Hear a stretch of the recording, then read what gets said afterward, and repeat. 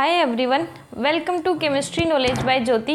Guys, आज हम BSc semester second का एक पार्ट रासायनिक बल गतिकी और केमिकल काइनेटिक्स के बारे में पढ़ने वाले हैं।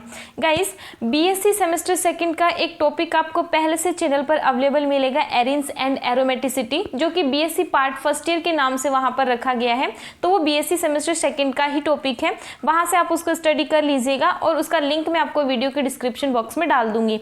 गाइस, अब हम देखेंगे कि रासायनिक बल गतिकी या केमिकल काइनेटिक्स क्या होता है, इसके अंदर किसकी स्टडी की जाती है। तो देखिएगा, भौतिक रसायन विज्ञान की वह शाखा है जिसमें विभिन्न अभिक्रियाओं के वेग तथा वेग को प्रभावित करने वाले समस्त कारकों का अध्ययन किया जाता है।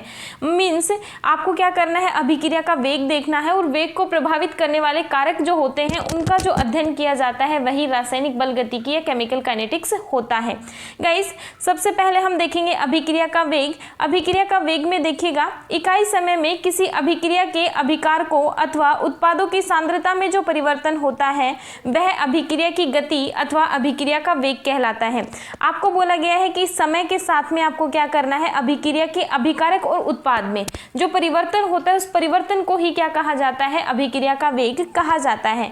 एग्जाम्पल के तौर पे हमें यहाँ पर दिखाया गया है कि एक रिएक्शन है हमारे पास जिसमें दो क्रियाकारक हैं ए और बी, उससे उत्पाद मिलता है सी और डी। दो उत्पाद हमें मिले हैं सी और डी। तो हमें यहाँ पर देखना है कि किस प्रकार से हम यहाँ पे अभिक्रिया का वेग बता सकते हैं।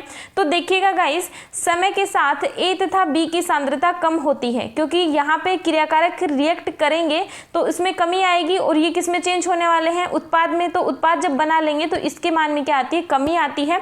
तो इनकी सांद्रता कम होती है तथा सी तथा डी की सांद्रता बढ़ती है। ये उत्पाद बने और उत्पादों की सांद्रता में वृद्धि होती है। गाइज, अभिक्रिया वेग जो होता है उसको आप किस प्रकार से लिख सकते हैं, यहाँ पे मैंने लिखा है minus delta A upon delta T. तो डेल्टा टी का मतलब यहाँ पे क्या है, समय अंतराल, जिस समय में हम क्रियाकारक से उत्पाद बनाने वाले उसकी हम बात कर रहे हैं। तो इस समय अंतराल के साथ में जो क्रियाकारक ए में जो कमी आई है उस कमी को यहाँ पे डेल्टा ए से दिखाया गया है। यहाँ पे कमी को दिखाने के लिए नेगेटिव साइन का यूज भी किया गया है।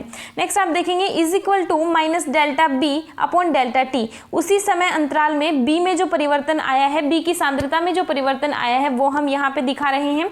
सेम ऐसे ही is equal to delta C upon delta t, जो सी की सांद्रता में परिवर्तन होगा समय के साथ में, और delta D upon delta T means समय के साथ जो डी की सांद्रता में परिवर्तन है वो हमने यहाँ पे दिखाया है।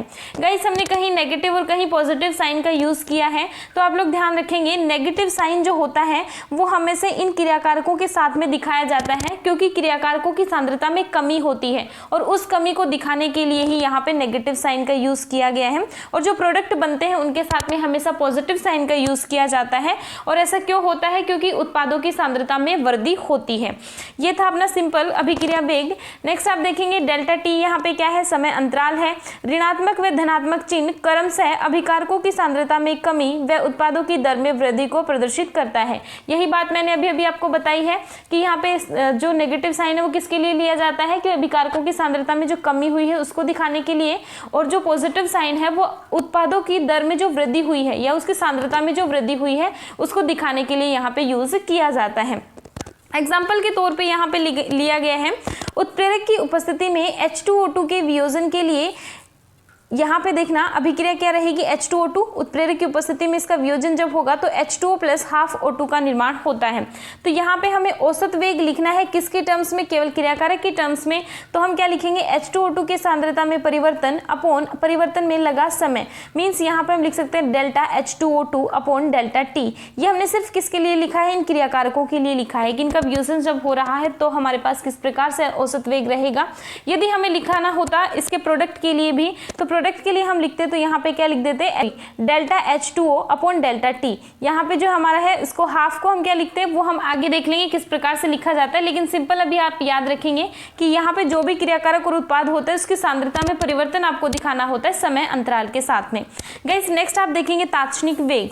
ये सिंपल आपका औसत वेग था। अब हम बात करने वाले तात्क्षणिक वेग की। तात्क्षणिक वेग में देखना क्या होता है, यदि सांद्रता में समय के साथ होने वाला परिवर्तन अल्प हो तो उसे तात्क्षणिक वेग कहते हैं। जो हमने ऊपर बात करी है वो उनकी अमाउंट ज्यादा होती है, यदि उसको बहुत ही कम मात्रा में लिया जाए तो उसी वेग को हम क्या कह देते हैं, तात्क्षणिक वेग कहते हैं। और इसे लिखा किस प्रकार से जाता है, किस प्रकार से हम इसे प्रदर्शित कर सकते हैं, तो देखिएगा तात्क्षणिक अभिक्रिया वेग किस प्रकार से लिखा जाएगा, plus minus dc upon dt। यहाँ पे dc अपॉन dt लिखने का क्या मतलब हो गया, d यहाँ पे किसके लिए दिखाया जाता है, अल्प रूप दिखाने के लिए d का यूज किया जाता है।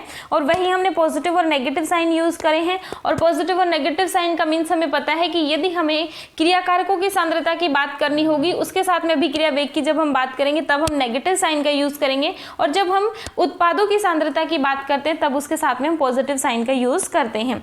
यहाँ पे हमारे पास देखना, अभिकारकों की सांद्रता में परिवर्तन ऋणात्मक और उत्पादों की सांद्रता में परिवर्तन धनात्मक होता है। वही बात मैंने आपको एक्सप्लेन करी है। नेक्स्ट यहाँ पे एग्जांपल दिखाया गया है, ए से बी प्रोडक्ट बन रहा है। ए हमारे पास कोई क्रियाकारक था, उससे उत्पाद बन रहा है बी। तो उसके लिए यदि अभिक्रिया वेग लिखना होगा तो किस प्रकार से लिखेंगे, तो आप देखना यहाँ पे अभिक्रिया वेग इज इक्वल टू क्या हो जाएगा, माइनस dA अपॉन dt। यहाँ पे ए की सांद्रता लिखी गई है, इसीलिए यहाँ पे स्क्वायर बॉक्स के अंदर इसको रखा गया है। तो यहाँ पे d अपॉन dt रहेगा is equal to d upon dt dB। ये b की जो सांद्रता होगी उसके लिए हमने रखा है d अपॉन dt। dt यहाँ पे क्या है, सूक्ष्म समय अंतराल है, और यहाँ पे a की सांद्रता अल्प रूप में ली गई है, इसलिए हमने यहाँ पे d लिखा है। सेम ऐसे ही b की सांद्रता भी बिल्कुल अल्प ली गई है, इसीलिए यहाँ पे d लिखा गया है। यहाँ पे देखने इसके साथ में हमने नेगेटिव लगाया है, जबकि इसके साथ में कोई साइन नहीं लगाया, मीन्स यहाँ पे पॉजिटिव साइन है। तो नेगेटिव क्या था, क्रियाकारक की सांद्रता जो उसमें कमी हो रही है, और यहाँ पे इसका मतलब क्या है कि उत्पादों की सांद्रता में वृद्धि हो रही है।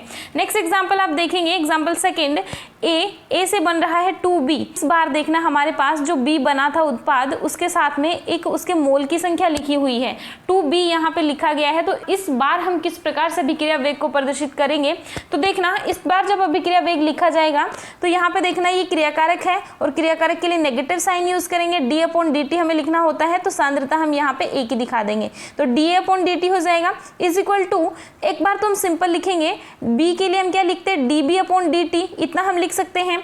अब जब हमारे पास ये जो मोलों की संख्या होती है उसको फ्रैक्शन में लिखा जाएगा, 1 अपॉन करके लिखा जाता है, तो हम यहाँ पे लिखेंगे 1 अपॉन 2 dB अपॉन dt। इस प्रकार से हम इसको लिख सकते हैं। ये रहेगा इस अभिक्रिया के लिए अभिक्रिया वेग।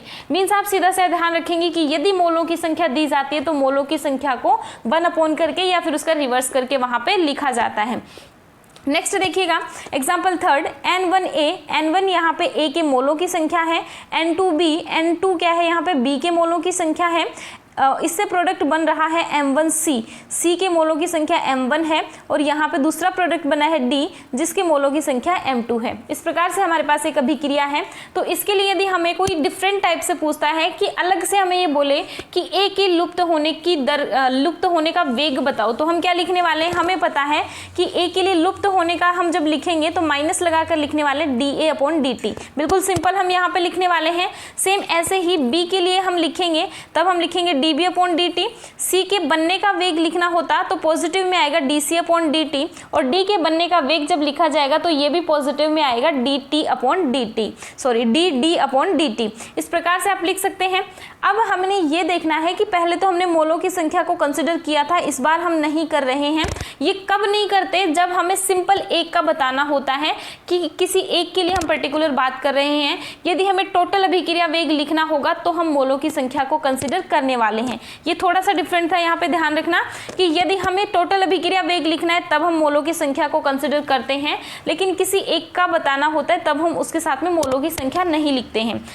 यहाँ पे देखिएगा इसका अभिक्रिया वेग लिखते टाइम क्या लिखेंगे, -1 upon n1 dA upon dt is equal to -1 upon n2 dB upon dt। क्योंकि A के लिए मोलों की संख्या n1 थी, रिवर्स करके हमें लिखना है, B के लिए n2 थी तो रिवर्स करके लिखेंगे n2।